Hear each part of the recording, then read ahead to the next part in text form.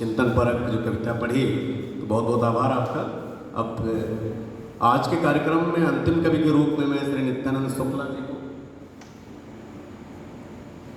अंतिम कवि को बुलाने से पहले जो अपने सूत्र हाथ में लेकर के हम सब लोगों को निर्देशित कर रहे हैं, मुझे ये आदेश देता हूँ कि आप अपने एक अच्छी सी कविता सुनाइए। मनोज श्रीवास्तव। बहुत बहुत धन्यवाद। मैंने इतना कुछ बोल दिया और ऐसे लोगों के धैर्य पर ये और ज़्यादा वज्रपात जैसा होगा, और मैं कुछ सीधे एक अपनी गज़ल पढ़ देता हूँ।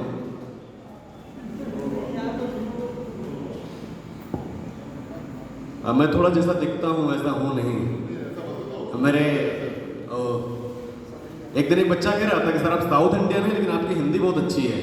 वो मूछ देख के कह रहा था, रंग देख के पता नहीं, लेकिन वो बोला कि सर आप साउथ इंडियन हैं लेकिन आपकी हिंदी बहुत अच्छी है। तो कुछ इसी तरह की बातें हैं। अब वो हिंदी का बोला उसने। तो चिकना होना था पर खुरदुरा रहा हूँ मैं, चिकना होना था पर खुरदुरा रहा हूँ मैं, बस इतनी सी बात का बुरा रहा हूँ मैं। कुछ लोगों की वजह से हूँ भीतर लहूलुहान, कुछ लोगों की वजह से हूँ भीतर से लहूलुहान, बाहर से साफ और बहुत सुथरा रहा हूँ मैं। और सबकी अपनी अपनी अना और जिद है, सबकी अपनी अपनी अना और जिद है, उनकी शान की खातिर बेशुरा रहा हूँ मैं।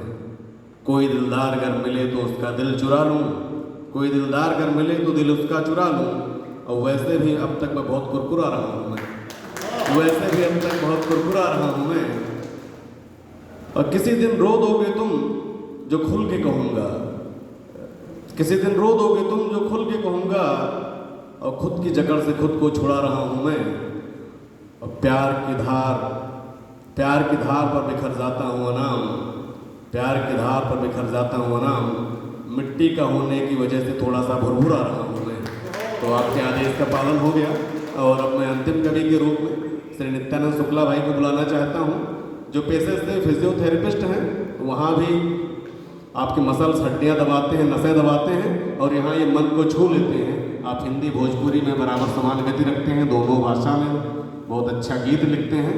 आपका बहुत बहुत और जो सबसे स्थापित कवि होता है और सबसे वरिष्ठ कवि होता है उसको अंत में बुलाया जाता है। तो नित्यानंद जी बहुत स्थापित कवि भी है और कविता में हम लोगों के वरिष्ठ भी है। मुझे जो आदेश मिला है मन से उसका अनुरोध शुरू होने का पाठ सीधे और कुछ पंक्तियाँ कुछ यूँ प्रस्तुत करता हूँ कि दर्द में भी मुस्कुराना चाहिए। मैं डॉक्टर हूँ, फिजियोथेरेपिस्ट हूँ, लोग आते हैं परेशानियाँ लेके, तो मन की परेशानियों के लिए जो मैंने सोचा जो इलाज उसके बारे में बताता हूँ कि दर्द में भी मुस्कुराना चाहिए, गम नहीं हरदम जताना चाहिए। दर्द में भी मुस्कुराना चाहिए, गम नहीं हरदम जताना चाहिए। और कौन कहता है नुमाइश कर यहाँ, कौन कहता है नुमाइश कर यहाँ, राज दिल में ही छुपाना चाहिए। और अगली पंक्तियाँ हैं कि हो नहीं सकते सभी तो खास पर, हो नहीं सकते सभी तो खास पर, एक यहाँ हमदम बनाना चाहिए। और हैं फरेबी लोग बस उनको यहाँ, हैं फरेबी लोग बस उनको यहाँ दूर होने का बहाना चाहिए। और कौन करता है पुराना इश्क, कौन करता है पुराना इश्क अब, दौलतों का बस खजाना चाहिए। और आशिकी में भूल बैठा है निराह, आशिकी में भूल बैठा है निराह, सब छुपाने को ठिकाना चाहिए।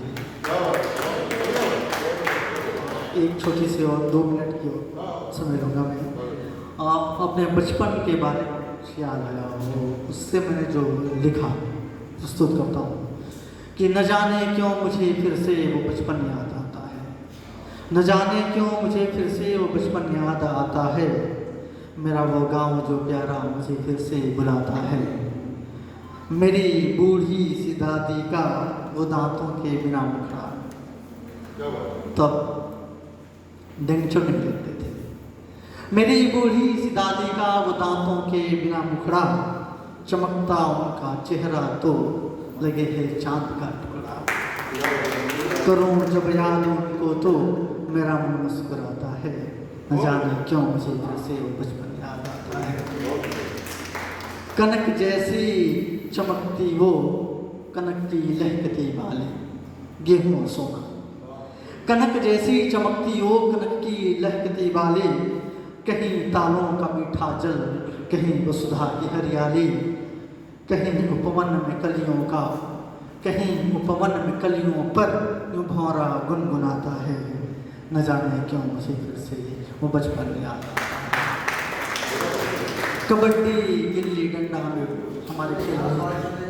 कबड्डी गिल्ली डंडा में कभी मशहूर हम भी थे, किसी ममता से निखरे वो नयन के नूर हम भी थे। वो थपकी से मिला जो ने हमें अब याद आता है, न जाने क्यों मुझे फिर से वो बचपन याद आता है। वो छप्पर पूस वाला अब नहीं बाकी निशान इसका, वो छप्पर पूस वाला अब नहीं बाकी निशान जिसका, जो गौरैया चहकती थी कहाँ वह पता उसका, जो गौरैया चहकती थी कहाँ वह पता उसका, न जाने नहीं कोई यहाँ मुझको कहानी जब सुनाता है, न जाने क्यों मुझे फिर से वो बचपन याद।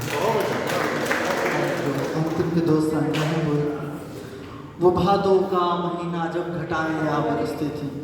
करीब 10 साल बाद ऐसा हो रहा है कि पिछले 3-4 दिनों से लगातार बारिश हो रही है। ये हमारे ज़माने में, हमारे बचपन में हुआ कि वो भादों का महीना जब घटाएं आ बरसती थी, टपकती थी जो बूंदे तो ये मन बगिया हरसती थी, और ये बैरी मेघ भी अब तो मुझे हर पल सताता है, न जाने क्यों मुझे फिर से वो बचपन याद आता है।